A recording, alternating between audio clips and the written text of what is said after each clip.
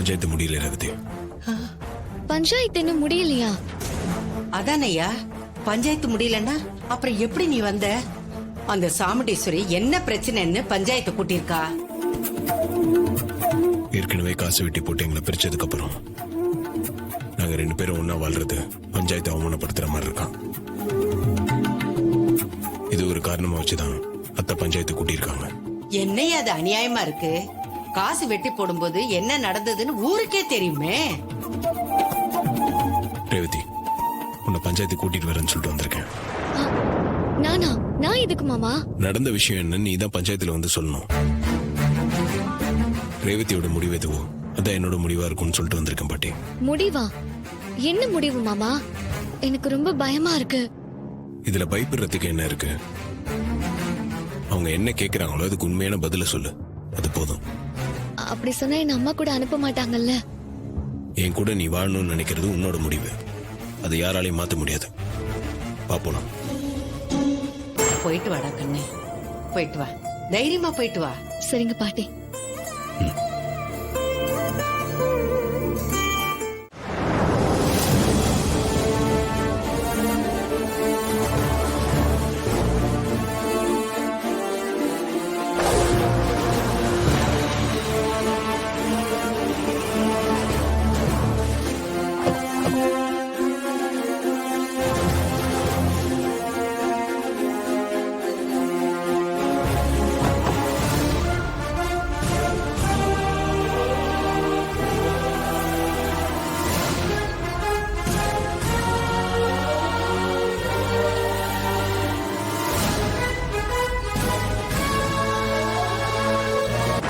நீங்க ரேவதி கிட்ட என்ன கேட்கணுமோ கேளுங்க.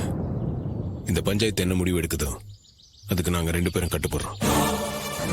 அம்மாடி ரேவதி, பஞ்சாயத்துல உங்க 2 பேருக்கு எந்த சம்பந்தமும் இல்லைன்னு காசை வெட்டி போட்டு பிரிஞ்சது உனக்கு ஞாபகம் இருக்குன்னு நினைக்கிறேன். எல்லாருக்கும் என்னோட வணக்கம். ஐயா, நீங்க சொன்னது சரிதான். இதே பஞ்சாயத்து முன்னாடி நான் என் மாமாவை வேண்டான்னு சொல்லி பிரிஞ்சது உண்மைதான். கேட்டீங்களா? கேட்டீங்களா? நான் சொன்னது சரிதானே? இவர்தான், இதோ இவர்தான் என் பொண்ணோட மனசை கலைச்சு அவர் வீட்டுக்கு கூட்டு போயிருக்காருன்னு இப்பவாவது உங்களுக்கு புரிஞ்சிருக்கும்னு நினைக்கிறேன். சாமுண்டீஸ்வரிமா, கொஞ்சம் பொறுமையா இருங்க. இப்பதானே நாங்க விசாரிக்க ஆரம்பிச்சிருக்கோம். அதுக்குள்ள நீங்க பேசினா எப்படி? அம்மாடி ரேவதி, ஏற்கனவே பஞ்சாயத்து என்ன முடிவெடுத்ததுன்னு தெரிஞ்சோம் கார்த்தி தம்பியோட நீங்க இருக்கிறதுக்கு உங்க விருப்பம் மட்டும்தான் காரணமா, இல்ல கார்த்தி தம்பி உங்களை எந்த விதத்திலேயாவது கட்டாயப்படுத்தினாரா? என்ன நடந்ததுன்னு பயப்படாம சொல்லுமா. ஐயா, ஏற்கனவே நான் என் புருஷனை வேண்டான்னு சொல்லி கேட்டுதான் பஞ்சாயத்து எங்களை பிரிச்சு வச்சதுன்னு எங்களுக்கு தெரியும். ஆனா அத நான் எந்த சூழ்நிலையில பண்ணேன்னு பெரியவங்களுக்கு தெரியணும்ல. ரேவதி,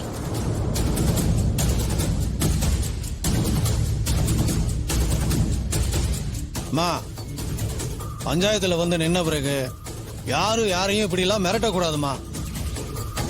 நீங்க பொறுமையா இருங்க, உங்க பொண்ணு பேசட்டும். நீ மேல சொல்லுமா. ஐயா, என்னோட அம்மா என் மாமா மேல பொய்யா கம்ப்ளைண்ட் கொடுத்து லாக்அப்ல வச்சிருந்தாங்க. நான் அவரை ரிலீஸ் பண்ண கேஸ வாபஸ் வாங்குங்கமான்னு கால்ல விழாத குறையா கேட்டேன். ஆனா அவங்க நான் என் மாமா விட்டுட்டு வந்தாதான் கேஸ வாபஸ் வாங்குவேன்னு சொன்னாங்க.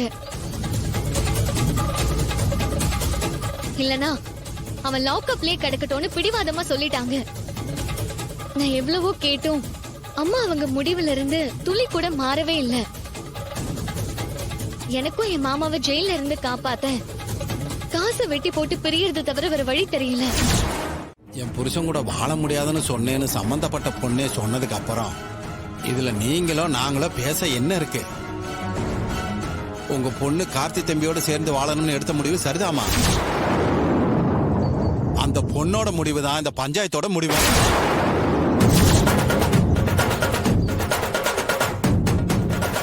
நல்ல தீர்ப்பு சொல்லுவீங்கன்னு உங்களை நம்பி வந்தா நீங்க அவருக்கு சாதகமா தீர்ப்பு சொல்றீங்க. சரிதான், உங்க ஊர்க்காரன் தானே, அப்ப தீர்ப்பும் அவனுக்கு சாதகமா தானே இருக்கும். அன்னைக்கு உங்க பேச்ச கேட்டு உங்க பொண்ணு சொன்ன முடிவை ஏத்துக்கிட்டு நாங்க தீர்ப்பு சொன்னப்ப இந்த பஞ்சாயத்து உங்களுக்கு நல்ல பஞ்சாயத்தா தெரிஞ்சது.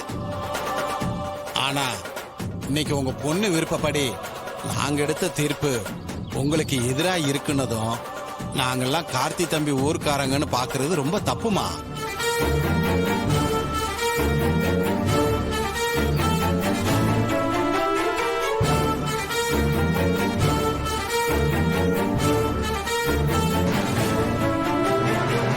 ஊர் ஜனங்க எல்லாரும் கவனமா கேட்டுக்கங்க. அன்னைக்கு இந்த பஞ்சாயத்துல வெட்டப்பட்ட காசு செல்லாதுன்னு ஊரு பெரியவங்களும் பஞ்சாயத்துக்காரங்களும் சேர்ந்து ஒரு மனசா முடிவெடுத்திருக்கோம்.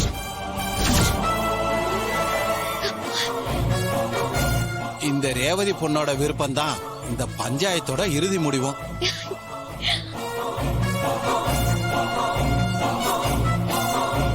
இனி இதுல பேச எதுவும் இல்ல, பஞ்சாயத்து களையலாம். நல்லது, ரொம்ப நல்லதுங்க. இந்த பஞ்சாயத்தை நம்பி வந்தது என்னோட தப்புதான். என் பொண்ணை எப்படி என் கூட கூட்டிட்டு போகணும்னு எனக்கு நல்லா தெரியும். வா சந்திரா.